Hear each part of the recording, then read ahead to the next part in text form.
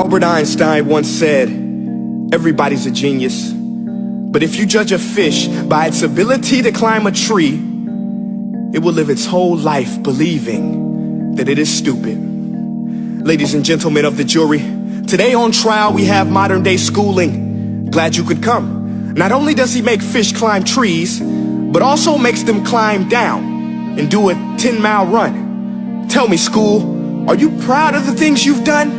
Turning millions of people into robots, do you find that fun? Do you realize how many kids relate to that fish swimming upstream in class, never finding their gifts, thinking they are stupid, believing they are useless? Well, the time has come, no more excuses. I call school to the stand and accuse him of killing creativity, individuality, and being intellectually abusive.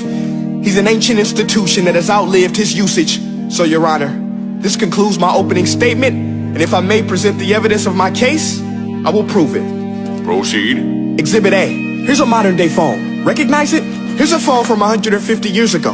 Big difference, right? Stay with me. Here's a car from today, and here's a car from 150 years ago. Big difference, right? Well, get this. Here's a classroom of today, and here's a class we used 150 years ago. Now ain't that a shame? In literally more than a century, nothing has changed. Yet you claim to prepare students for the future? But with evidence like that, I must ask, do you prepare students for the future or the past? I did a background check on you and let the record show that you were made to train people to work in factories, which explains why you put students in straight rows, nice and neat, tell them sit still, raise your hand if you want to speak, give them a short break to eat, and for 8 hours a day tell them what to think. Oh, and make them compete to get an A letter which determines product quality, hence grade A of meat. I get it. Back then, times were different. We all have a past. I myself am no Gandhi. But today, we don't need to make robot zombies. The world has progressed. And now we need people who think creatively, innovatively, critically, independently, with the ability to connect. See, every scientist will tell you that no two brains are the same. And every parent with 2 or more children will confirm that claim.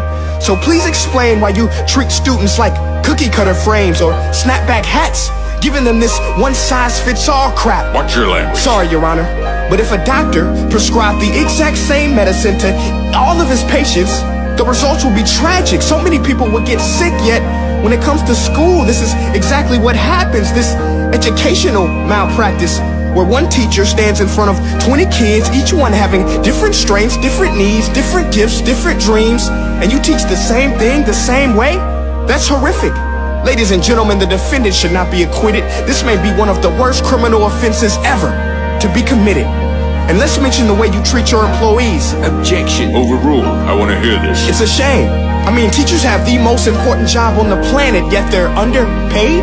No wonder so many students are short-changed. Let's be honest.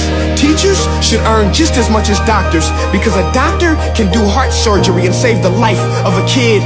But a great teacher can reach the heart of that kid and allow him to truly live.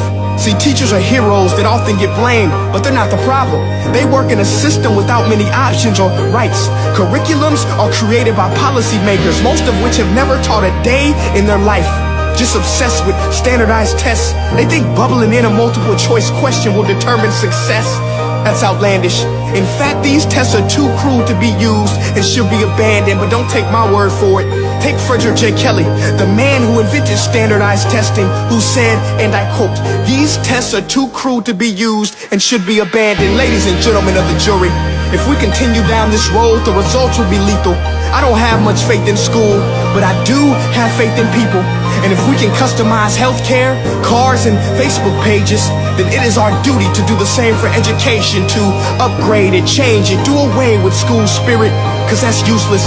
Unless we're working to bring the spirit out of each and every student, that should be our task. No more Common Core. Instead, let's reach the core of every heart in every class. Sure, math is important, but no more than art or dance. Let's give every gift an equal chance. I know this sounds like a dream, but countries like Finland are doing impressive things. They have shorter school days, teachers make a decent wage, homework is non-existent, and they focus on collaboration instead of competition. But here's the kicker, boys and girls. Their educational system outperforms every other country in the world.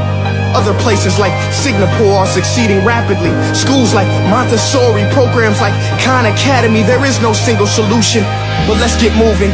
Because while students may be 20% of our population, they are 100% of our future. So let's attend to their dreams, and there's no telling what we can achieve. This is a world in which I believe, a world where fish are no longer forced to climb trees. I rest my case.